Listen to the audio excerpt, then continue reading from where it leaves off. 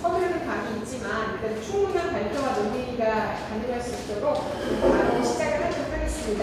저희는 그 학회 내 평가위원회가 주관하는 세션입니다. 앞으로도 평가에 관해서 계속 관심을 가져주시고 평가의 활동에 대해서도 참여해 주시고 겨울에도 저희가 하는 세션을 또 마련하려고 하니까 그때 또 준비하셨다가 좋은 발표 주제 같은 거 있으면 저희 말씀해 주시면 세션을 나누도록 하겠습니다. 오늘 발표는 저희가 보시는 바와 같이 다양한 접근 해서 좀 한 가지 어떤 통일된 방법이 아니라 다양한 다른 방법들로 다른 주제로 어떻게 평가를 할 수 있는가에 대해서 모색하는 자리를 만들어봤습니다. 일단은 그 인도적 지원 사업의 평가에 관해서 장은하 박사님, 한국여성정책연구원의 지금 현재 국제개발 평가를 맡고 계시는 장은하 박사님 인도적 지원 사업의 평가를 해주실 거고요. 그다음에 서울대 정확한 평가센터 서울대 행정대학원에서 세 분이 신재현 박사, 조문영 박사, 그리고 오서영 박사 이렇게 세 분이 발표를 해주실 예정이고요. 오늘 발표는 이서영 선생님이 해주시기로 하겠습니다. 마지막으로는 저희 이화여대 지금 기본 대치기 교육 평가 관리 사업을 저희가 진행하고 있습니다. 그래서 이걸 진행하는 그 시작하는 단계에서 저희가 한번 그 지금 고민하고 있는 것들을 논의하는 그런 자리로서 이론 근거적인 이밸류에이션이라는 주제로 발표를 진행하도록 하겠습니다. 그리고 토론은 강경재 박사님과 한문숙 박사님이 진행하도록 하겠습니다. 먼저 장은하 박사님 발표를 시작하도록 하겠습니다. 발표는 한 15분 정도 해주시면 좋겠습니다. 안녕하세요. 저는 한국여성정책연구원의 장은하입니다. 오늘 이 발표를 이제 제안을 받고서 실은 제가 인도적 지원을 전공하고 가르치고 오랫동안 관여해 왔지만 평가를 본격적으로 연구하지는 않았습니다. 왜냐하면 평가라는 것은 굉장히 어렵고 이렇게 뭔가 굉장히 테크니컬하고 그래서 건드릴 수 없는 분야다라는 생각을 했었는데 강민정자님께서 저에게 얘기해 주시고 계시는데 그래서 이제 근데 이건 하나의 사람이 있어서 제가 이제 이번 겨울에 수업을 들었었고요. 그래서 실은 지금 인도적 지원 사업의 평가에 관해서는 저도 굉장히 시작하는 단계이고 보니까 여기에도 현장에서 공부하시는 분들이 많이 오셔서 혹시 좀 피드백을 받을 수 있을까 그런 자리가 되었으면 합니다. 그래서 저희 발표를 시작하겠습니다. 저희 발표는 일단 연구의 필요성을 먼저 보면요. 여러분께서도 아주 잘 보시고 계시겠지만 전 지구적으로 자연재해가 굉장히 증가하고 있습니다. 특히 자연재해 같은 경우는 빈도수도 늘어나고 있고요. 한 번 오면 굉장히 그 매시브 스케일로 오는 메가 디자스터가 이제 점점 늘어나고 있습니다. 여러 가지 원인이 있겠지만 그래서 1990년대 이후에 인도적 지원에 투입된 그 어떤 자금, 액수 부분에 있어서 굉장히 증가를 하고 있습니다. 제가 통계를 몇 개 적어놨고요. 그래서 이제 예전에는 이제 개발력 70년대, 80년대 개발력이 이렇게 한 분야로 자리 잡고 쭉 퍼오고 있었다면 인도적 지원은 보다 드러나지 않게 소규모로 진행되고 있다가 90년대 이후에 특히 냉전이 붕괴되고 나면서 내전이 많이 일어나고 하면서 이 분야가 아주 확 이렇게 열리게 되었습니다. 인도적 지원의 증가 속도는 개발 원료 증가율도 앞지르고 있습니다. 그런데 이제 인도적 지원이 진행되는 상황은 여러 가지 의미에서 위기 상황이고 수혜국 정부, 시장, 또는 사회의 그 기능이 일시적으로 또한 어떠한 기간 동안 이제 마비되는 그런 상황에서 뭔가 개발 협력과는 이 인도적 사업들을 평가하기에는 차별된 기능과 방법이 요구된다. 그리고 또한 인도적 지원 자체가 굉장히 많은 윤리적 문제를 내포하고 있습니다. 당장 죽어가는 사람을 살려야 되기 때문에 생물성을 개선하는 것을 넘어서 정말 윤리적 차원에서도 우리가 이것을 볼 수 있어야 된다. 그래서 인도적 지원에 특화된 어떤 평가 모델이 필요하고 이러한 연구가 필요하겠다라는 것이 연구의 필요성이고요. 저희 목차는 이제 인도적 지원을 먼저 소개를 해드리고 그다음에 평가의 종류를 말씀드리고 제가 코이카 사례들을 보니까 그간에 많은 평가 보고서들이 나왔는데 인도적 지원에 관한 평가 보고서는 제가 하나를 찾을 수 있었고 인도네시아 쓰나미 긴급 긴급지원 배치지원 사업평가 이걸 조금 요약을 잠깐 들여다보도록 하겠습니다. 인도적 지원에 대해서 평가를 하기 위해서는 과연 이게 무엇이고 어떤 것인가를 알아야 되기 때문에 정의를 살펴보면요. 인위적 재해, 자연재해 당시에 혹은 직후에 원래는 인도적 지원의 목적이 두 개였습니다. 생명을 구하고 고통을 경감하는 것. 근데 90년대 이후에 들어오면서 인권이 대두되고 보호 문제가 대두됨에 따라서 인간의 존엄성을 보장한다는 문구가 새롭게 들어가게 되었습니다. 그래서 이거는 지금 거의 모든 공여국들이 동의하는 주요 공여국들이 동의하는 정의이고 그 휴메니테리언 도너십이라고 하여서 예방하고 대비 대책을 강화하고 그다음에 재난 전에 생계 환경을 복귀할 수 있도록 돕는 것이다라고 정의하고 있습니다. 그렇지만 인도적 지원에 관한 또 생각들이 다 달라서 굉장히 많이 논란이 있을 수 있고요. 하지만 이쪽으로 모아지는 추세로 이제는 가고 있습니다. 인도적 지원과 개발 원도의 다른 점을 생략하도록 하겠습니다. 그래서 범위를 또한 중요한데요.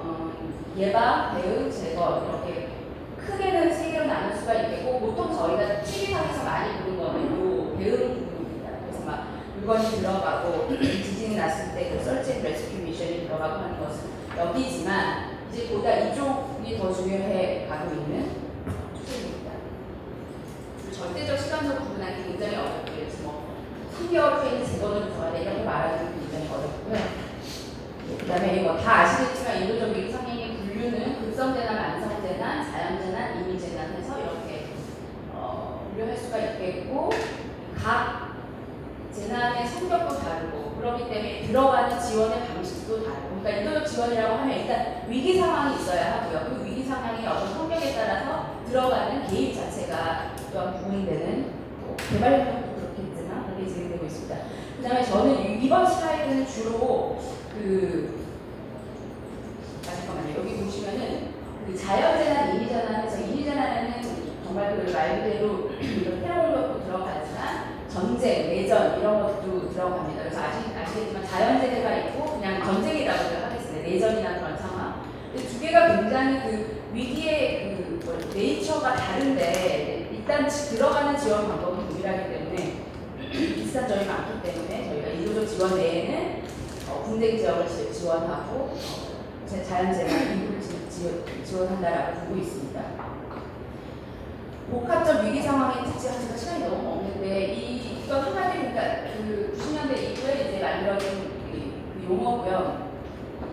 한마디로 어떤 한 단체나 그러니까 정부가 막 붕괴되고 있고 내전 상황이고 내전 국가 간 전쟁이고 어떤 한 단체가 늘 하기에는 이 위기 상황이 너무 큰 정말 너무 컴플렉스한 그래서 주로 그 특징을 보면 대규모의 무력행위 살사, 이주 요새 많이 보고 있죠. 다방면의 인도적 지원이 요구되고 그리고 또 굉장히 그 문제가 인도적 구호 요원들이 타겟이 된다는 점입니다. 네, 액세스가 너무 어려워. 그곳에 들어간다. 그 다음에 정신력을 발달하는 그래서 이제 굉장히 특별한 90년대 굉장히 많았죠. 이런 상황이 버스니아, 코소보, 루안다 다 포함이 되고 지금 현재로는 시리아가 그냥 여기에 딱 들어간다고 볼 수 있겠습니다. 인도적 지원에는 물자를 제공하고요. 서비스를 제공하고 서비스 같은 경우에는 뭐 구조 수색, 시체수술 같은 것도 다 포함됩니다. 인도적 지원이 개발협력하고 다른 가장 커다란 점은 긴급 상황이 딱 발생을 했을 때 이 모든 액터들이 동시다발적으로 진입을 한다는데 다른 굉장한 어려움이 있습니다. 확장은 또 알릴 수도 있겠지만 지금 예를 들어 IT 같은 경우에도 이제 다 들어가야 되는데 공항이 다 그걸 서포트하지 못해서 이때 혼란이 일어나고 했던 거 아마 필드에 계신 분들은 많이 아실 겁니다. 그래서 이러한 특징들이 나중에 평가에도 영향을 주게 됩니다.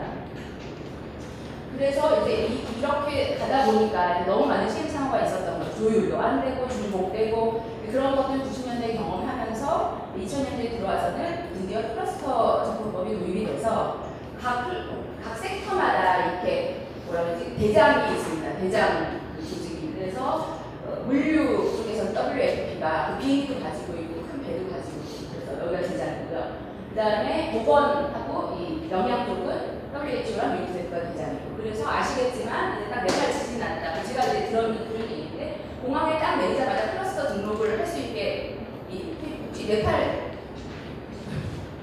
그 등록을 레지스터를 닫았다고 하더라고요. 그만큼 이제는 이게 잘 진행이 되고 있지만 또한 안 좋은 점은 너무 급한데 빨리 가서 지금 한 사람이라도 살려야 되는데 거기 가서 왜냐면 여기 또 회의를 계속 하거든요. 네. 그 회의에 가야 되지 또 저기 뭐지 서비스는 딜리버 해야 되지. 그러니까 이게 어너더 레이어가 아니냐. 그래서 조율은 뭐 좀 될지 모르겠지만 어렵다. 시간도 많이 소요가 되고. 그리고 이제 또 하나 굉장히 중요하고 제가 좀 의문을 가졌던 점이 이제 인도주의 원칙이라고 4가지가 있습니다. 들어보셨을 때 휴머니티, 이퀄리티, 뉴트럴리티, 인디펜던스. 근데 가장 논란이 되는 건 뉴트럴리티고요. 왜냐하면 분쟁 지역에서 특히 이게 편들리지 않기가 굉장히 제가 다 설명을 할 수가 없어서 그냥 넘어가겠습니다. 그런데 이런 원칙이 있음에도 불구하고 평가 기준에는 이 원칙이 반영이 안 되고 있습니다. 그렇기 때문에 이게 좀 약간 제가 괴리를 발견했어요. 향후에 더 연구를 하고 싶은 주제인데요. 근데 굉장히 어렵죠. 이런 걸 평가 기준으로 하기가 또 굉장히 어렵고 논란이 있을 수 있어서 많고. 그리고 개발협력과는 달리 인도적 지원에는 스피어라고 해서 아주 구체적인 가이드라인이 있습니다. 예를 들어서 몇 명당 화장실이 하나 있어야 된다. 네. 그리고 하루에 한 사람에게 제공되는 그 물의 양 이런 것들이 아주 구체적으로 그러니까 너무나 많은 시행착오를 겪고서 특히 르완다 이후에 르완다 사태 이후에서 이거를 다 사람들이 머리를 맞대고 만들었고 계속해서 개정판을 내고 있습니다. 그래서 굉장히 이건 어떤 평가 기준이라기보기에 하여튼 이런 가이드라인에 맞춰서 일을 진행을 하고 있고요. 이건 스킵하도록 하겠습니다. 그래서 인도적 지원이 그동안에 이제 많이 특히 90년대 이게 확 이게 열리고 나서 정말 90년대는 대혼란이었습니다. 너무 많은 문제점들이 드러나기 시작했는데 제일 먼저는 유용 에이드를 줬는데 이제 그게 막 시장에서 발견이 된 거죠. 뭐 너무 잘 아시겠지만 그리고 레퓨지 워리어라고 하는 말 이제 루안다에서 후투족이 투키족을 학살을 하고 투키족이 몇 근처로 이제 다 피난을 나갔잖아요. 근데 거기서 이제 군대 무장을 시작한 거예요. 그 레퓨지 그 캠프에 주어진 식량배 그 모든 자원을 다시 재무장을 하는. 그래서 결국 국제사회는 문제를 부추기는 그 원조를 통해서 결국 그 돈으로 팔아서 무기를 사고 이때부터 약간 이제 멘붕에 빠진 거죠. 그래서 이 이후에 안 되겠다. 이렇게 해서는 안 되겠다. 뭐 준호함 책도 나오게 됐고 그 다음에 모여서 이제 평가를 실시한다. 루안다의 조인트 이발레이션을 실시를 해요. 액세스는 점점 이게 자연재해에 있을 때는 좀 덜한데 분쟁 상황에서 예를 들어 지금 시리아 같은 경우에는 정부군이 장악하거나 반군이 장악하면 들어갈 수가 없잖아요. 그러니까 지금 액세스가 굉장히 큰 문제고 이걸 뚫고 들어가려고 하다가 구호요원들이 많이 죽습니다. 네. 세이프티, 구호요원들의 세이프티를 말하는 거고요. 지금 보스니아 때 적용됐던 건데 지금 식량을 줘요. 근데 이 사람 내일 죽을 거예요. 보호를 안 해주면. 왜냐면 지금 완전 적군에 둘러싸여요. 그러니까 오늘 식량 주고 내일 이 사람이 죽을 건데 우린 상관 안 하고 식량만 주면 되냐. 구호, 인도적 지원이. 아니면 인도적 지원이 정말 이 사람을 보호하는 책임까지 맡을 것이야. 근데 이 사람 보호하려면 어떻게 해야 돼요? army 있어야 돼요. 그럼 인도적 지원을 수행한 사람들이 그럼 무장을 할 것이냐, 말 것이냐. 이런 것도 굉장히 큰 밀도의 문제거든요. 근데 이제 저는 아닌 쪽으로 이제 주장을 하는 사람들, 인도적 지원이 굉장히 리미티드 돼야 된다. 그렇지만, 그러니까 웰페드 내일 죽을 사람, 배불리 죽을 사람을 양산하는 것이냐. 그리고 언니적인 뜻은 인도적 지원이 아까 뉴트럴리티도 나오는데요. 분쟁 지역에 들어가면 항상 편이 나뉘어 있잖아요.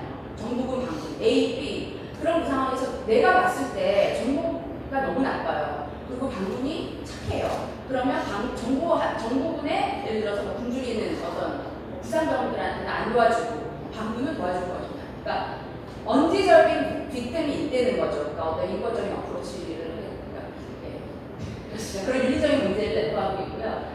그 다음에 이제 이것도 또 90년대 초에 서아프리카 쪽에서 많이 발생했던 문제인데 구호 요원들에 의한 젠더 성폭력. 네. 아직도 뭐 많이 문제죠. 그리고 이것도 또 최근에 또 이제 나왔던 건데 IT 경우에 그러니까 어떤 UN 피스키퍼 캠프에서 이렇게 나왔던 물로 다 오염이 돼가지고 IT 스플레라가 거의 굉장히 심각한 문제였잖아요. 어떤 그런 문제. 카운터빌리티 이거는 또 다른 이슈인데 시리아처럼 접근이 어려운 그런 분쟁 지역에 있어서 못 들어가잖아요. 그래서 요새 사람들이 어떻게 개발을 했느냐면 현지인들을 고용을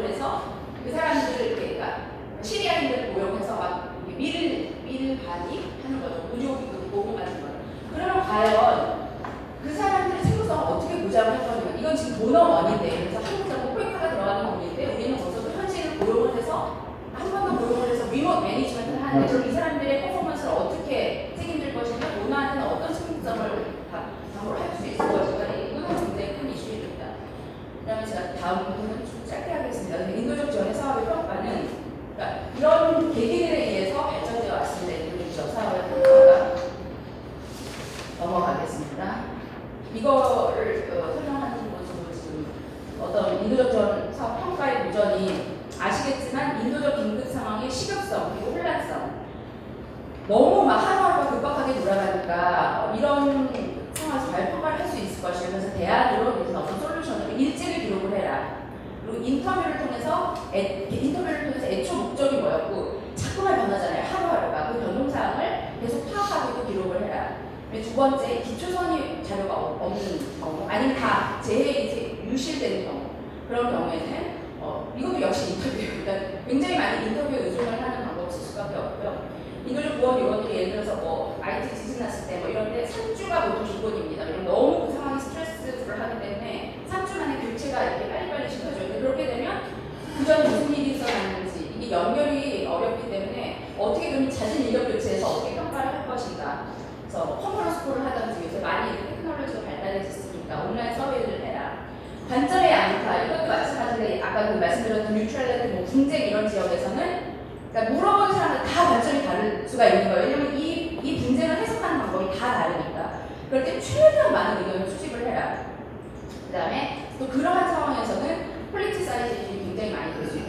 그리고 또 하나는 지금 이미 이 주민들은 남편도 죽고 아들은 어디에 떠내려고 하고 지금 이미 굉장히 트라우마가 심각한 상황에서 또 가서 들이대고 인터뷰하고 어제 근데 보니까 이런 상황에서 잘 잊어버리더라고요. 이분들이 이거 상황을 잘 기억을 못하고 이게 일주일 전에 일어났는지 아니면 3일 전에 일어났는지 기억 완전히 못해요. 근데 그런 상황에 가서 계속 물어보고 근데 너 지금 날짜가 안 맞지 않느냐 막 이렇게 들이댈 수가 없다는 그런 하고 그다음에 압박감 하에서 일하는 보호활동가의 교육지도 이런 것도 있고요. 그다음에 아까 말씀드렸던 비현실적인 업무량 엄청납니다. 자연재해 터졌을 때 들어가서 막 웃으신 분들인데 보고서 작성에 난리가 나죠. 그 다음에 원거리 보호 아까 말씀드렸던 그 다음에 피해 주민의 시간적 부족 내지는 정서적으로 도저히 평가할 수 없는 상황 이런 여러 가지 도전들이 있습니다. 넘어가겠습니다.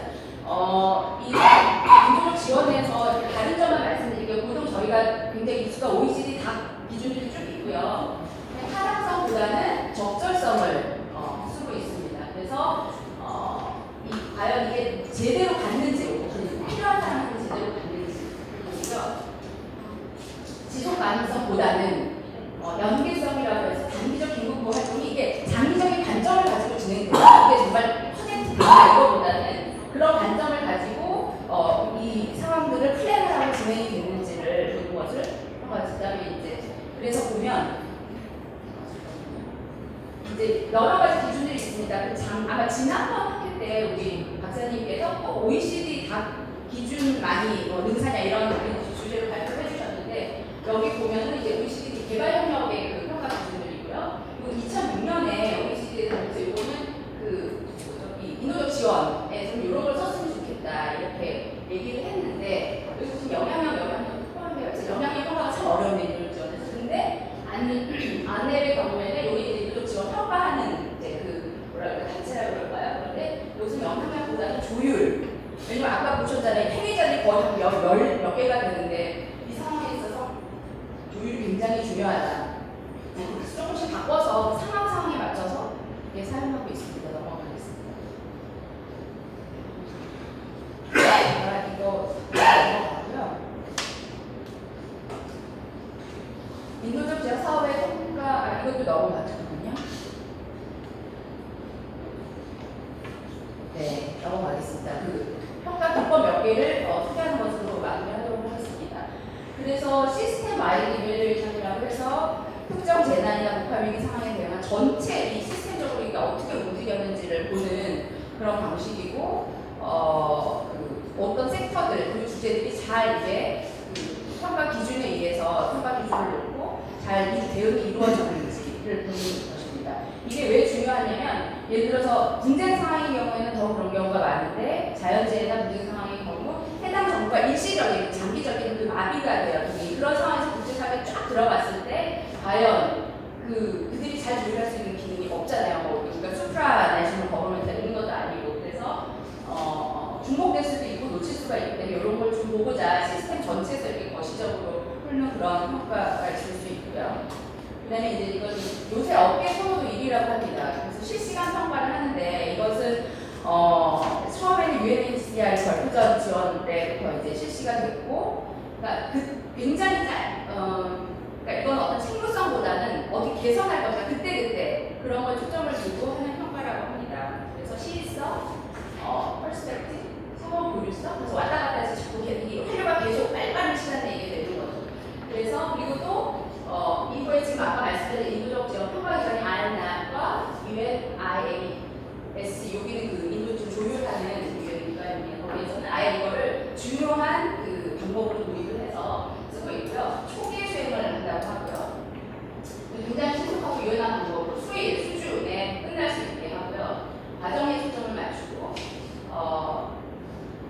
이거는 할 때 그 내부자의 개입이 굉장히 중요하다고 합니다. 빨리빨리 피드백을 받아야 되고 같이 들어가서 이 평가를 받는 사람이 같이 들어가서 하고 역할을 크고 외부자 평가는 진행을 옆에서 좀 도와주는 역할을 하고 평가 결과를 실시간으로 사업에 반영하여 즉각적 개선을 유도하다. 왜냐하면 그 위기 상황 자체가 변하잖아요. 그렇기 때문에 빨리빨리 피드백이 되고 그 다음에는 어떻게 할 것인지 계속 이렇게 활류가 되는 게 중요해요. 오늘 평가하고 내일 사업에 반영한다.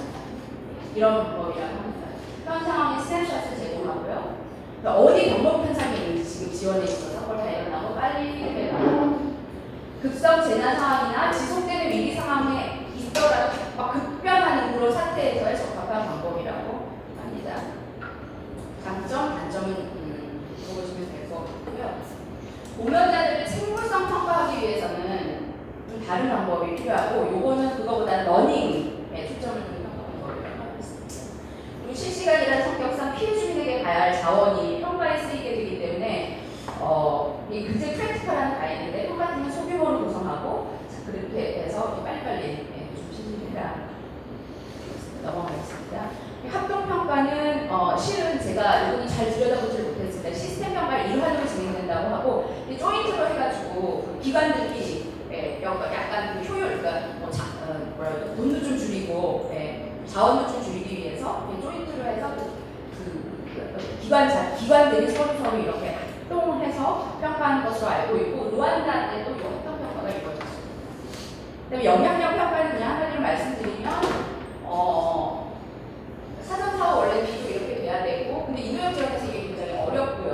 평가를 하기가. 근데 요새는 이거 굉장히 이쪽으로 해야 된다는 쪽으로 그리고 부족한 점은 인터뷰나 어떤 정성적인 걸 보완을 해야 된다라는 그런 주장이 굉장히 강하게 대표되고 있고 연구가 지금 여기가 제일 활발한 것 같아요.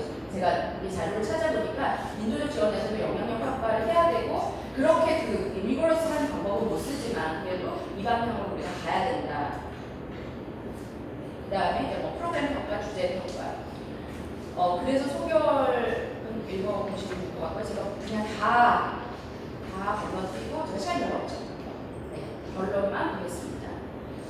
제가 몇 가지를 찾아봤고 이건 아마 이제 앞으로 계속 좀 제가 고민을 한 문제인데요. 아까 초반에 말씀드렸던 humanity, impartiality, neutrality, independence 이게 인도주의 원칙인데 이게 포함되지 않는 이게 당연히 포함되지가 어려운데 이걸 어떻게 봐야 할 것인가가 포함되지 않는 이유에 대해서 고민하다기보다는 그럼 이 인도적 원칙이 우리가 있는데 이게 기준으로 활용되지 못하는 것을 어떻게 해석해야 할까라는 거에서 고민이 좀 있고요. 이제 impartiality 같은 경우에는 뭐 종교, 성별에 관계없이 필요한 사람, 가장 필요하다 큰 사람한테 제일 먼저 간다가 impartiality 기준이기 때문에 저희 기준 중에 하나인 커버리지에 포함이 될 수 있을 것 같아서 impartiality는 그 해결이 되는데 나머지는 해결이 안 돼서 고민을 해봐야 될 것 같고요. 아까 말씀드렸던 원격 관리 이건 어떻게 과연 평가를 할 것인가. 그 다음에 안전, 구호요원의 안전에 관한 요소들. 근데 에코 유럽 같은 경우에는 구호요원의 안전 그 여부를 평가 기준에 아주 따로 항목을 뽑아서 하고 있습니다. 그러니까 그만큼 좀 어드밴스 됐다고 할 수 있고요. 근데 요거도 제가 참 고민인데 제가 심리 지원에 관한 좀 들여다봤어요. 근데 이걸 평가도 들어가 봤었는데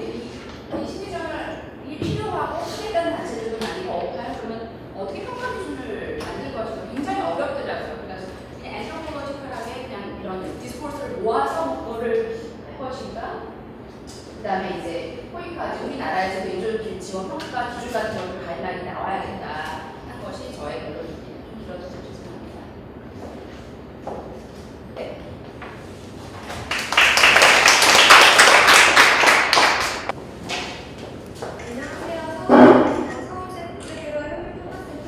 윤서영입니다. 오늘 오지 못하신 이서건 교수님을 대신해서 발표를 맡게 되었고요. 저희 센터에서 수행했던 대미얀마 어디 종합평가라는 주제로 이제 발표를 시작하도록 하겠습니다. 이건 다음에 저희 목차이고요. 먼저 연구의 배경에 대해 간략히 말씀을 드리자면 미얀마의 2011년 경제기반 이후 미얀마에 대한 국제사회의 이제 개발협력 중요성이 증대가 되었습니다. 그리고 우리나라는 2015년도에 이제 미얀마를 중점 협력국으로 선정을 하게 되면서 새로운 대미얀마에 대한 ODA 지원 전략이 필요로 하게 되었고, 이에 저희 센터에서는 본 연구를 통해서 전략 수립을 위한 지원 사항을 도출하고자 했습니다.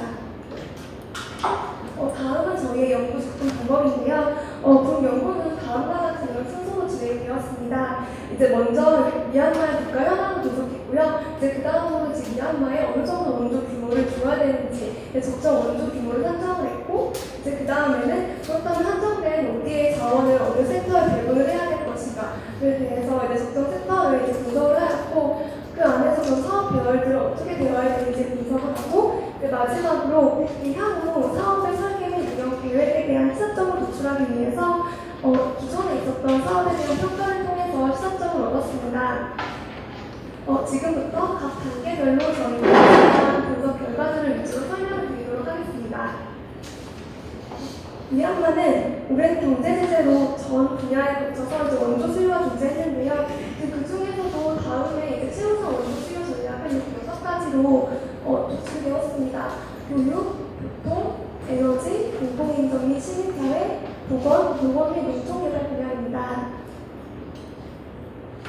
그리고 이제 미얀마는 아직도 이제 정치 체제가 불안했고, 인프라, 법령, 제도 부분이 취약을 해서 개발 사업을 수행하는 데 있어서 리스크로 이제 작용하는 것으로 나타났습니다. 그리고 이미 미얀마에서 원조를 많이 지원하고 있는 국력기관의 전략과 사업을 이제 분석한 결과 이제 각 기관들에서 각자 이제 전략을 바탕으로 해서 이제 사업들을 일관성 있게 추진하고 있다는 것을 분석을 했습니다. 내용들은 나중에 이제 PPT 참고해 주시면 될 것 같습니다. 이제 다음으로 미얀마에 대한 이제 적정 원조 규모를 산정하는 데 있어서 이제 거시적 배분 결정 단계를 이제 설명을 드리도록 하겠습니다. 미얀마에 대한 적정 원조 규모를 선정하는 데 있어서 다음에 이런 4가지 결정 기준을 저희가 고려를 해보았는데요.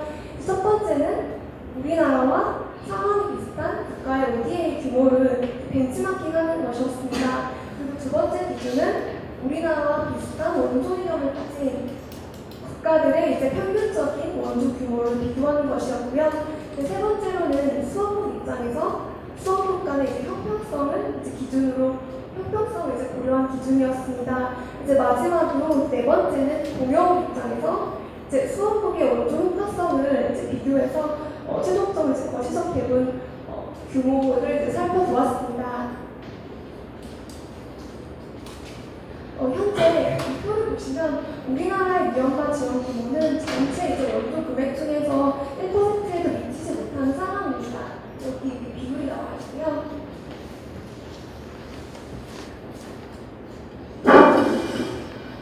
그리고 이제 미얀마 기준을 이제 보았을 때 2013년도에 우리나라의 원조 규모는 16위에 위치를 했습니다.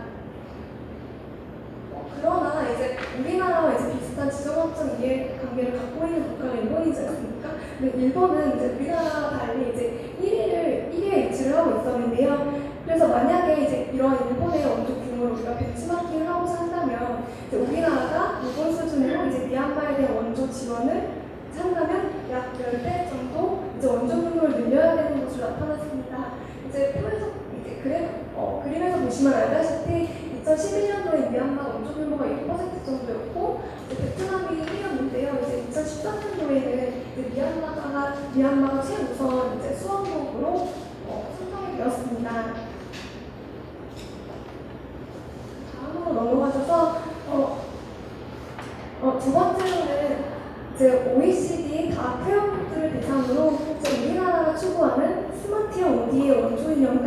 이제 비슷한 국가들의 대미얀마 ODA 규모 평균을 이제 살펴보았습니다. 여기 이 표가 이제 결과인데요. 이제 우리나라의 지원 규모가 OECD 다 평균 수준에 도달하기 위해서는 약 9.1배, 마지막 표에 나오는 이 9.1배 정도 원조 규모를 확대해야 한다는 결론을 도출했습니다. 세 번째 결정 기준에서는 이제 경제지수로 인한 원조 격차를 살펴보았습니다. 이제 미얀마는 다른 국가와는 달리 이제 군부 독재로 인해서 2005년부터 10년까지 서방 국가들의 이제 경제 제재를 받으면서 원조 지원이 중단됐었는데요. 또 이 말은 곧 이제 미얀마에 존재했을 원조 사업 기회들이 이제 경제 제재로 인해서 발휘되지 못했다는 것이었습니다. 그래서 이런 원조 격차 분석에서는 센트리 컨트롤 메소드라는 합성 통제 방법론을 저희가 사용을 해서 분석을 했습니다. 이런 방법론을 통해서 이제 경제 제재를 받기 전 미얀마와 국가적 특성이 유사한 이제 가상의 이제 미얀마를 만들었는데요. 그래서 이제 가상의 미얀마와 실제 미얀마 간의 원조 수원 규모를 격차를 이제 비교를 했습니다. 이제 그 결과가 이제 이 그래프에 나와 있는데요. 2005년도에 이제 경제 제재를 받았기 때문에 실선은 이제 실제 미얀마가 원조 수원 규모이고 이제 점선은 이제 가상의 미얀마가 이제 경제 제재를 받지 않은 미얀마가 원조 수원 규모인데요. 여기에 나온 2005년을 기준으로 해서 이제 원조 격차가 발생했다는 것을 확인하실 수 있습니다. 이제 다음에 표는 좀 더 구체적으로 숫자로 표현을 보았는데요. 여기 표 마지막 표를 보시면은 이제 경제 제재를 받은 6년간의 연평균에 이제 약 1.73배 정도의 격차가 있었습니다. 그래서 이러한 이제 원조 격차를 만약에 보전을 하고자 한다면 우리나라는 원조 규모를 약 1.73배 정도 이제 확대할 필요가 있다는 결론을 얻었습니다. 마지막 이제 규모 결정 기준으로 그렇다면 우리나라 입장에서 이제 수원 쪽의 원조 효과성 요인을 살펴보았습니다. 원조 효과성은 저희가 이제 선행 연구 분석을 통해서 경제적, 사회적, 제도적 조건 이 세 가지로 구분을 해보았는데요. 미얀마는 원조 효과성 대비 지원 규모가 낮은 것으로 나타났고요. 여기 보시면 이제 미얀마가 원조 효과성 결정 요인 총합에서는 이제 4위에 했었지만 실제로 2014년도에 받은 원조 규모 상으로는 이제 9위에 위치한다는 것을 보실 수 있습니다. 그리고 여기 보시면 이제 백상 한국의 방글라데시 같은 국가에 이제 원조 상위 국가에 위치했지만 결정 요인에서 원조 효과성을 고려한다면 좀 더 낮은 수혜에 있다는 것을 보실 수 있습니다. 그래서 만일에 원조 규모를 결정하는 데 있어서 이러한 원조 효과성만을 기준으로 판단을 하게 된다면 원조 규모상 상위에 해당하는 정도의 원조 규모를 확대하고자 한다면 기존의 약 3.5배 정도 원조 규모의 확대가 필요하다는 결론을 얻게 되었습니다.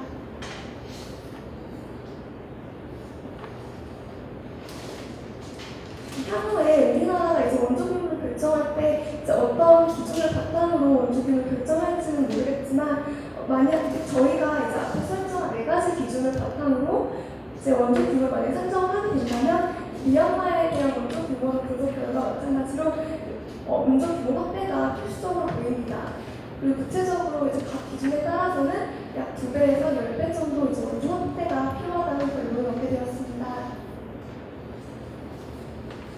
다음으로 그렇다면 이 주어진 원조 한정된 예산을 가지고 이제 미얀마의 어느 섹터에 집중할 것인가 이를 이제 미시적 배분 결정 기준, 미시적 배분 결정이라고 저희는 명칭을 했는데요. 이런 미시적 배분 결정 단계에서는 저희가 마찬가지로 4가지 결정 기준에 따라서 적정 지원 섹터를 선정을 했습니다. 이제 먼저 첫 번째로 공유 수치들이 지원하고 있는 분야가 무엇인지, 그리고 이제 미얀마가 갖고 있는 이제 개발 수요 분야가 무엇인지, 그리고 또 우리나라 입장에서 이제 원조와 관련된 국익 이제 분야가 어떤 것이 있는지, 또 우리나라가 가진 비교의 분야가 어떤 것인지를 종합적으로 고려를 해서 이제 적정 미얀마 원조 섹터를 이제 결정을 해보았습니다. 첫 번째로 우리나라의 경우에는 원조 규모상 상위 5대 지원 분야는 농업, 및 농촌개발, 인업, 에너지, 통상정책, 조정, 교통 및 물류 분야입니다. 그리고 이제 미얀마 기준으로 미얀마 이제 미얀마 원조 규모상 이제 상위 5개 분야는 공동인정 및 시민사회, 보건, 교통 및 물류, 농업 및 농촌개발, 에너지 분야 순위를 받았습니다. 두 번째 미시적 배분 결정 기준으로 이제 수학국의 이제 개발 수요에 따른 각종 섹터를 분석해 보았습니다. 이는 앞에서 분석한 수학국의 하나, 원조 수요 및 이제 위험 요인을 이제 분석하는 결과를 토대로 해서 이제 5가지 아래의 이제 분야를 선정해 보았는데요. 첫 번째로는 공공행정 시민사회 분야, 두 번째는 교육, 에너지, 교통 물류, 농업 및 농촌개발 분야였습니다. 마지막으로 이제 우리나라가 가진 비교인 분야를 분석해서 적정 섹터를 도출했습니다. 우리나라는 타 무역기관에 비해서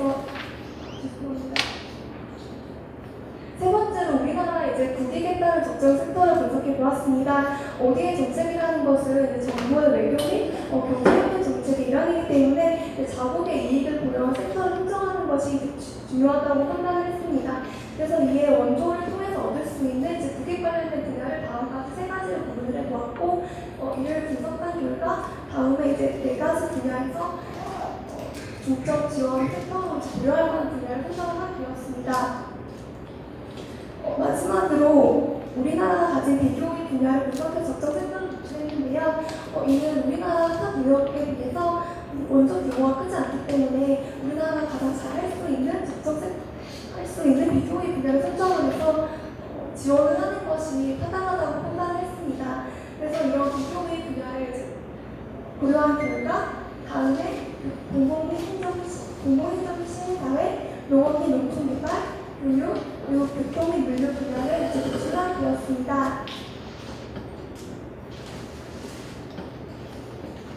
결론적으로 이제 앞에 4가지 결정 기준에 근거를 해서 상위 이제 5개 적정 섹터를 도출해 보았고요. 그 섹터들은 다음과 같습니다. 그 다음 단계로 2011년도 이후에 수행한 우리나라의 미얀마 원조 사업 간의 이제 대열들을 사업간 정합성, 수원국 정보 정책과의 관련성, 타 무역 주체 사업과의 조합성을 기준으로 이제 분석을 해보았습니다. 그 평가 결과 수원국의 정보 정책과의 관련성을 높았고, 타 무역 주체 사업과 이제 중복되지 않고 조합성을 잘 갖는 것으로 평가가 되었습니다. 가치가 이제 사업간 정합성 부분에서는 부족한 것으로 분석이 됐는데요. 이는 기존의 이제 상위단에서 사업 간의 이제 배열을 결정할 전략이 부재했기 때문으로 판단을 했습니다. 그래서 앞으로 이런 사업 간의 시너지효과를 내기 위해서라도 전략이 필요하다는 결론을 도출했습니다.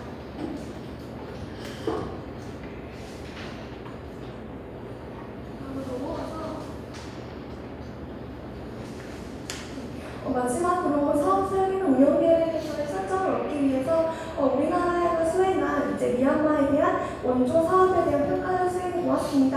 그 평가를 위해서 2011년도 이후에 추진된 우리나라 사업 중 16개 사업을 선정했고, 다음과 같은 프레임워크를 통해서 3가지 기준에 따라서 평가를 했습니다. 그 평가 결과를 간략히 말씀을 드리자면, 효과성과 적절성 측면에서 부합했지만 효율성 측면에서 몇 가지 개선 사항을 존재했는데요. 자세한 사항은 평가 결과를 참고해 주시면 될 것 같습니다. 이제 마지막으로 이제 앞에서 수행한 연구 결과를 토대로 다음에 단계별로 국별 수립을 위한 제안 사항을 도출해 보았습니다. 3단계와 이제 4단계에서 이제 원조 규모와 섹터 결정 단계에서는 이제 미얀마에 대한 원조 규모를 현재보다 2배에서 약 10배가량 늘려야 되고, 다음과 같은 5가지 중점 지원 분야를 중심으로 지원하는 것이 필요하다는 결과를 얻었고,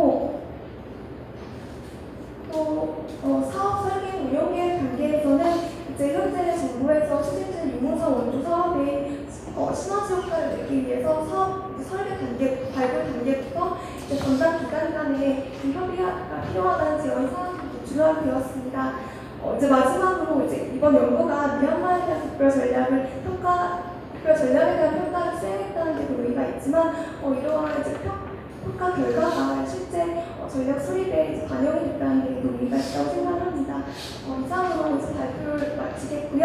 저희가 이제 브로셔를 가져왔는데 혹시 저희 센터에 관심이 있거나 혹시 궁금한 사항이 있으시면 브로셔를 저렇게 연락처로 연락을 주시면 자세히 설명드리도록 하겠습니다. 감사합니다.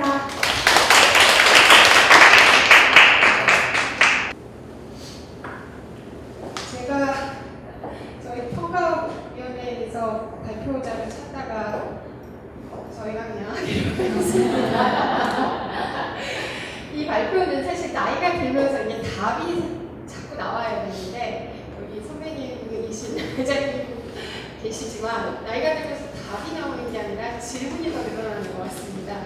그런 의미에서 사실은 오늘 어떤 답이나 시원한 해결책을 가져온 게 아니라 우리가 지금 막 저희가 이제 이화여대 팀이 인테기 사업 중에 무료티칭 사업 중에 우간다 모자보건 사업을 3개를 평가를 하는데 그래서 과정평가라는 걸 저희가 시작하게 됐습니다. 그러면서 이제 새로운 이제 고민을 하게 됐고 과정평가라는 걸 과연 어떻게 해야 되는가 하면서 공부하면서 저희 팀에서 이런 Theory Based Evaluation이라는 것을 한번 공부를 해보자. 그래서 공부를 하면서 아직 하고 있는 단계이고 저희가 조금 틀을 만들었고 이제 앞으로 2년간, 3년간 그걸 하면서 저희가 또 그 결과를 다시 발표하는 그런 기회가 있었으면 합니다.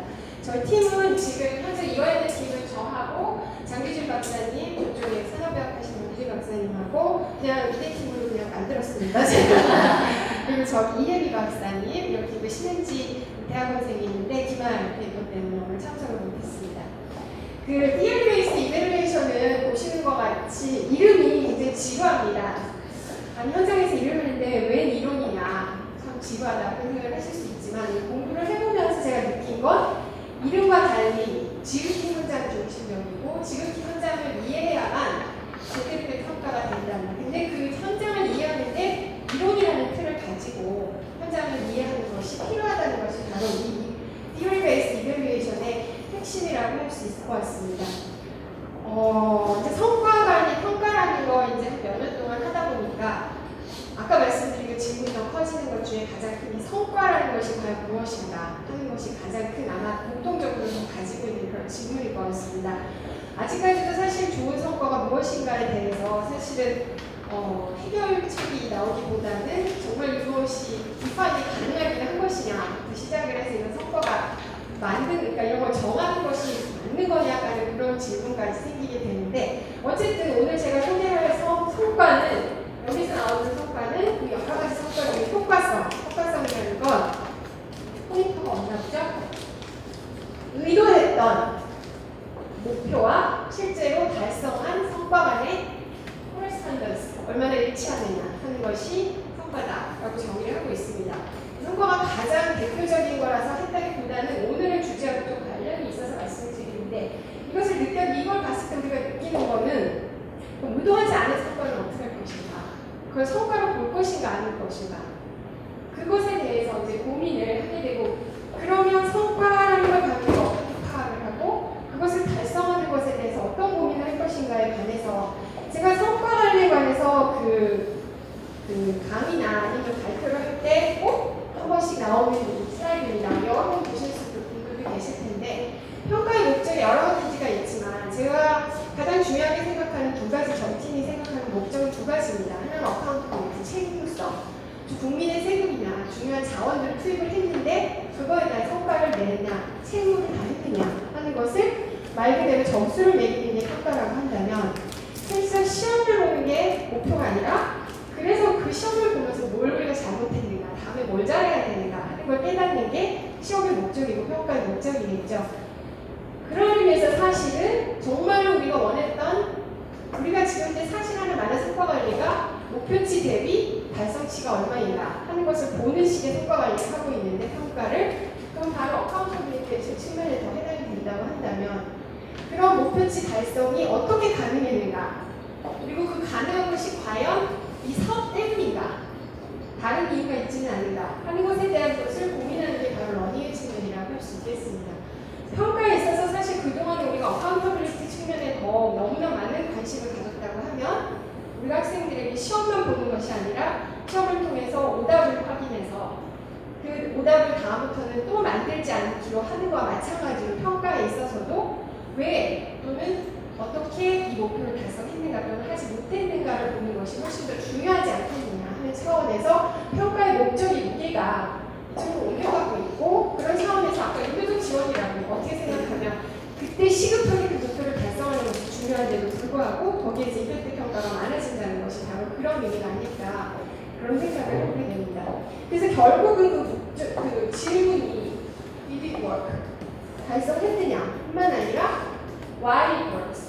정말로 왜 그런 일이 발생을 했느냐 하는 것을 보는 것이 중요하고 그런 차원에서 사실 우리가 익숙한 최근에 많이 나오는 카운터팩추얼, 반사실적 임팩트 이밸류에이션이라면서 많은 RCT, 소위 말하는 실험 통제를 통한 이밸류에이션이 많이 증가를 하고 있고, 거기에 대해서 실험 통제 상황, RCT가 카운터팩추얼이 만들어지지 않는 상황에서 그러면 어떻게 이 임팩트를 우리가 제대로 이해할 것인가, 특히 그 작동 기제를 이해할 것인가 하는 것에 대해서는 Theory Based Impact Evaluation이 그런 것들을 가늠해 주지 않겠느냐. 이것은 바로 나중에 말씀드리겠지만 우리가 요새 흔히 많이 듣고 있으면서도 여전히 궁금해하고 있는 Theory of Change를 적용하는 그런 평가 방식을 할 수 있습니다. 여기에서 그렇다면 한 가지 다시 한번 논의를 해야 되는 게 바로 attribution과 contribution의 차이입니다. 인과관계를 볼 때 중요한 것이 우리가 attribution이라고 하는 것은 A가 B의 원인이다 하는 것을 본다고 한다면 contribution은 A가 B의 다양한 원인 중에 하나이다로 본다는 거죠. 근데 아시겠지만 혹시 들어보셨는지 모르지만 퍼지셋과 같은 결합 요인을 통해 가지고 인과관계를 보는 방법들에 대한 관심이 굉장히 많아지고 있는데, 즉 세상의 많은 일들은 오직 하나의 원인으로 무슨 결과가 발생하는 것이 아니라 여러 가지 요인들이 결합이 돼서, 그렇지 않습니까? 사람이 행복한 게 돈만 많이 벌어서 행복한 게 아니라, 물론 돈이 중요할 수도 있고 성취감도 중요할 수 있지만 아이들도 잘 크고 나도 건강하고 남편도 뭐 괜찮고 이럴 때 우리가 이렇게 행복해지는 것처럼 그런 결합적인 요인, 그래서 여러 가지가 한꺼번에 contribution, 그래서 결국은 우리가 평가를 할 때 이 사업이 없었으면 이런 일이 절대로 안 일어났을까를 보는 것도 중요하지만, 이 사업이 다른 여러 가지 여건과 또는 다른 여러 가지 지역에서 일어나고 있는 사건들과 함께 그 컨트리뷰션을 디퍼런스를 만들어냈느냐, 그리고 그 디퍼런스의 정도가 얼마큼 되느냐 하는 것을 보는 것도 상당히 중요하다. 그래서 컨트리뷰션이 어트리뷰션만큼 혹은 조금 더 현장에서 적절한 것이 아니라는 얘기들이 나오고 있는 데에서 이 Theory Based Evaluation이 시작이 됐다고 할 수 있겠습니다. 그런 차원에서 글씨가 잘 안 보이는데 우리가 인과관계를 보는 여러 가지 평가 기법들이 있습니다.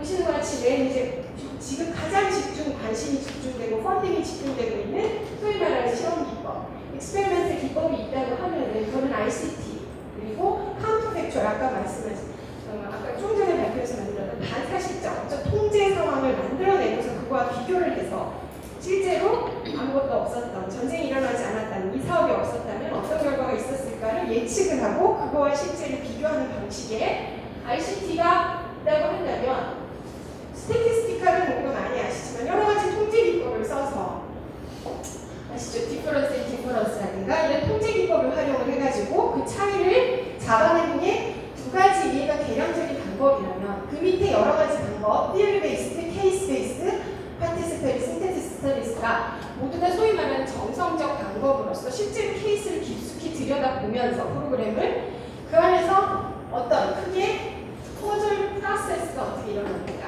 절차, 과정이 어떻게 진행되는가 뿐만 아니라 어떠한 작동 기제로 이것이 발생을 했는가를 깊숙이 들여다보는 것이 Theory Based Evaluation의 가장 큰 특징이라고 할 수 있겠습니다.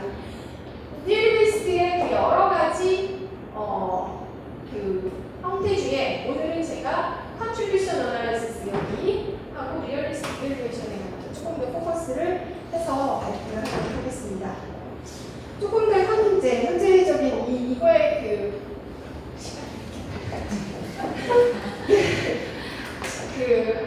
장가 박사님의 그 서두는 마음이 이해가 방생한대시 사업을 가지고 한번 예를 들어보겠습니다. 우리 강대재 박사님이 뉴트리션의 전문가신데 이 얘기하기가 좀 겁나긴 하지만, 방글라데시에서 뉴트리션 프로젝트를 했을 때 이 사업이 사실은 실패한 세이브 칠드런 사업인데 성공하지 못한 사업으로 알려져 있습니다. 굉장히 유명한 인디에서 성공한 사업을 모델로 해서 했고, 아이들이 그로스 성장하는 것을 모니터링을 해서 잘 성장하지 않는 아이들을 특별한 프로그램에 넣고, 근데 여기서의 중요한 포커스는 카운셀링이었습니다. 즉 신경이 모자라서가 아니라 알지 못해서 지식, 이그노런스가 문제다라고 생각을 하고 이런 프로그램을 진행을 했는데, 말씀드렸던 것 같이 이것이 자체가 성공한 프로그램으로 알려져 있지 않습니다. 그 이유가 무엇인가 할 때 우리가 인과관계, 어떤 프로그램을 하면 무슨 일이 발생할 것이다 라고 할 때 흔히 하는 가정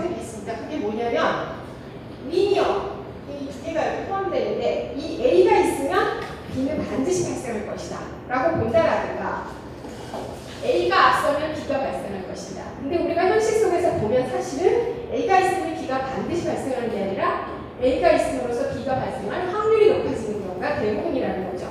그뿐만 아니라 A가 B로 가는 것뿐만 아니라 B가 A로 가는 경우도 상당히 많죠. 닭과 달걀의 관계처럼.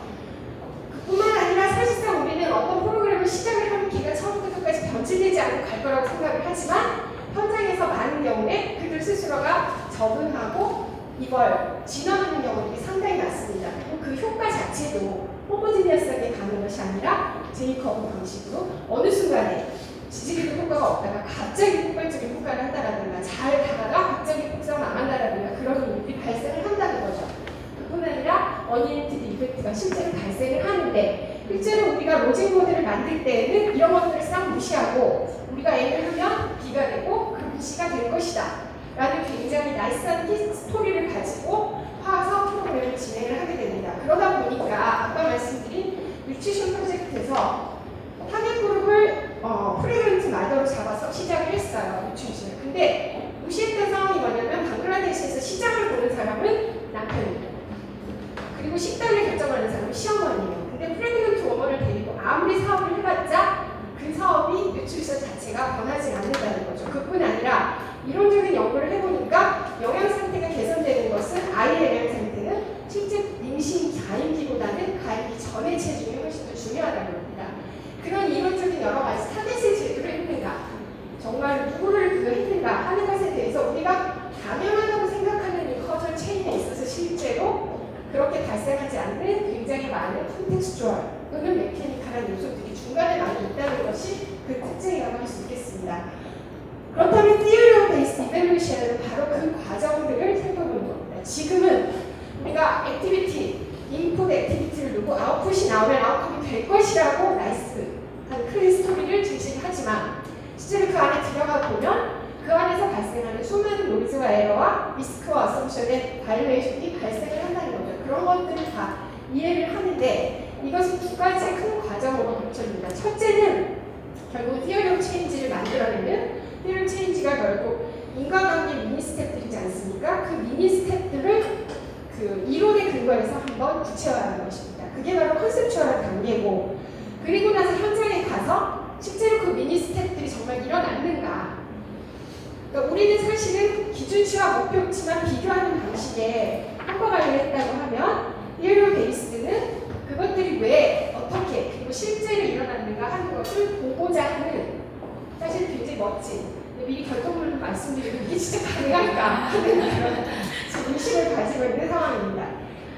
6가지의 그 TV라고 얘기를 하는데요. 이 화이트라는 사람은 사실은 실험통제에 훨씬 더 관심이 많은 사람이라 카운터 픽처를 얻는데 중요한 건 이 앞에 3가지입니다. 첫째, 커설러티는 아까 말씀드렸듯이 결정적, 디터미너스할 뿐만 아니라 프로버블리하다는 거를 중시해야 되고 제너러티브하다. 즉 말씀드렸듯이 A가 B로 자동으로 생기는 것이 아니라 그 안에 필요한 미니 스텝, 절차들이 있기 때문에 A가 했을 때 B가 발생을 한다.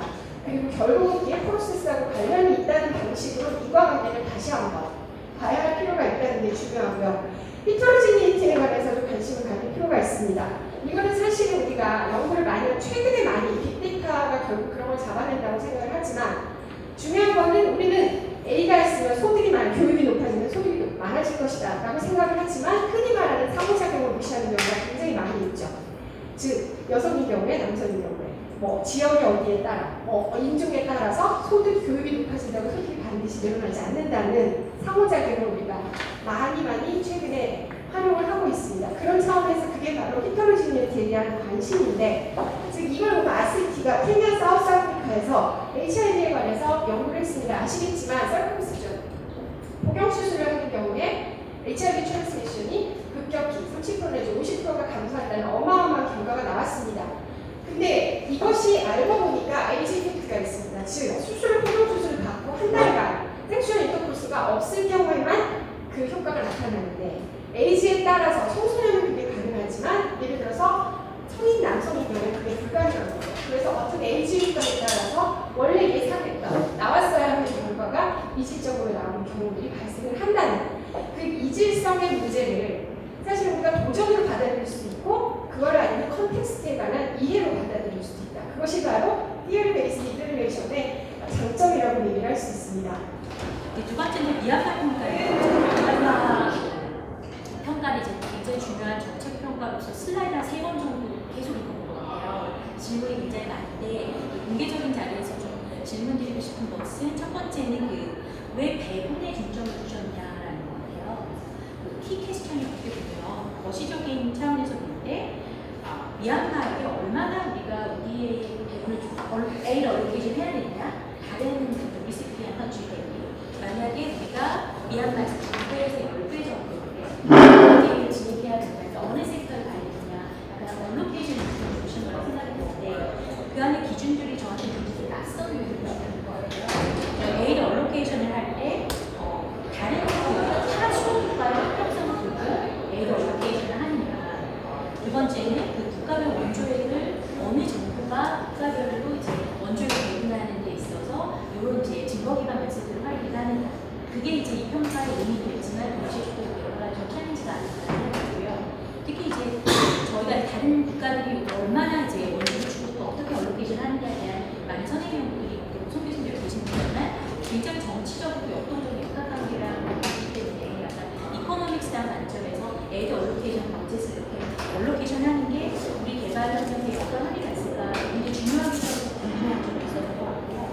그 다음에 이제 미얀마 평가 같은 경우는 예전에는 사업의 배열이라든지 혹은 이번 평가의 기준들이 시의성이나 연결성이나 규모가 이렇게 이제 기준에 못봤던 기준들을 적용해서 평가하신 것 같아요. 그래서 이런 용어나 기준들이 어떤 배경에서 나왔는지 특히 이제 거시 분석에서는 왜 배분을 주신 요점인지 설명 좀 해주시면 이해하실 것 같습니다. 우선 이제 시간이 없어서 너무나 유용한 약간 포괄적으로 보이는 댓글들을 잘 엮어가지고 해주셨는데 지금 중요한 선택을 해야 되는 게 코어 캐패시티가 무엇인가에 관해서 장 박사님 혹시 좀 하신 말씀 있으세요?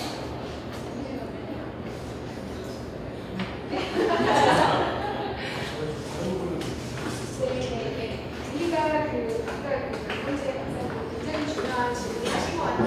한국이 앞으로 참아야 할 그런 성과 관리에 있어서의 코어 캐패시티가 무엇이어야 하는가 이것이 저희 오늘 우리 세션에 굉장히 중요한 우리가 가져가야 할 숙제가 아닌가 그런 생각을 했는데 혹시 뭐 여기 와 계신 청중들이나 아니면은 발표자나 중에서 거기에 관해서 혹시 좀 한번 얘기하시고 싶으시거나 제안하시고 싶은 게 있으시면 지금 말씀을 하시고 저희가 세션을 마쳤으면 하시면 어떨까 합니다. 저는 지금 여기 학교가 아니라 가장 실질적인 느낌 같은데 의사 출신인데 공중보건사 여러분 생각하시는 의사이잖아. 보건의료 국제계가 사업을 수행하면 평가를 놓고 기술적인 전문성이 반드시 필요하거든요. 근데 그것만 갖고 절대 안 돼요.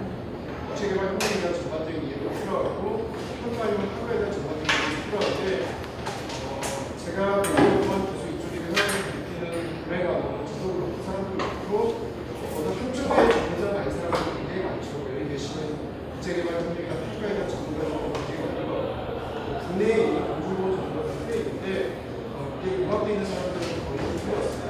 생각에는 다양한 상황을 안 되는 것 같은데 그런 상황에서 우리가 사업을 하고 평가를 하고 성과하려고 하려니까 현실적으로 엄청나게 느낀 것 같아요. 개인적으로 능력이 없어서 그냥 작작하는 거 아닌가 이런 생각이 좀 많이 듭니다. 키워야 될 캐퍼스 때는 융합된 전문가들이 많이 필요하다고 생각하고요. 국제개발 전문 쪽으로 계시는 여기 계시는 분들은 보건의료 공부를 더 많이 하셔야 될 것 같고 저처럼 보건의료 하는 사람들은 와가지고 국제개발 공부를 해가지고 키워나가야 된다고 생각해요. 보건의료뿐 아니라 모든 섹터에 사실은 회사들이 중요한 말씀인 것 같습니다. 혹시 오늘 네, 말씀하세요. 김대중 씨가 제가 이슈에 있어서 말씀드려요. 저희 국가기관에서 이런 인도주점을 나갈 때 저희가 국제 기구와의 대충 마무리하고요. 네, 다 너무 많이 기다려요. 네. 그런 것이 지금 이루어지고 있는데 왜냐하면 제가 현장에 있었기 때문에 시행착오가 계속 되고 있어요. 이 코디네이션이 안 돼가지고 먼저 사람이 듣고 있거든요. 이걸 딱 적어놓고 딴 사람 보라고 근데 이게 자료 추적이랑 공유가 되잖아. 내가 왜 시간이 지난 속에서 시간도 중요하지만 사후 관리 효과가 중요하다는 그 디스티비션이 없어야 돼야 되는데 특히 NGO들 들어와서 그 성의 때문에 정작 중요한 사람들이 너무 나쁘다고 생각하기 때문에 그게 쪽이 되면 안 돼요. 왜냐면 어떤 NGO에서 이런 거를 누적이 된다면 서로 이제 피하게 되는 그런 결과가 있습니다. 그렇게 얘기합니다. 외국의 인도비용까지 어떻게 관리하고 있는지는 잘 모르고 솔직히 말씀드리면 그게 많이 안 하는 것을 막아서 굉장히 외국의 인도 지원에 있어서는 인력이나 모든 카pacity가 좀 딸려서 많이 이제 그 PCOC나 그런 자료가 공개가 안 되는 제가 괜찮아요. 이제 외국 자료는 엄청 많은데요. 그냥 저는 이제 평가 문제라고 생각하지 않고요. 우리가 이제 공공 정보를 어떻게 축적하고 활용하고 디세미나는 분야의 문제인데 굉장히 그런 이렇게 인도적 분야를 알고 있는 데이터 효과라든가 그런데 의견이 좀 나눠야지. 밖에서 저희 국제기관에 하는 얘기는 한국에 보면 신체 나오죠. 그냥 그런 얘기가 있어요. 돈은 돈대로 쓰고 이게 평가는 정말 힘든 것이다. 이렇게 분리 되는데 학생들은 정말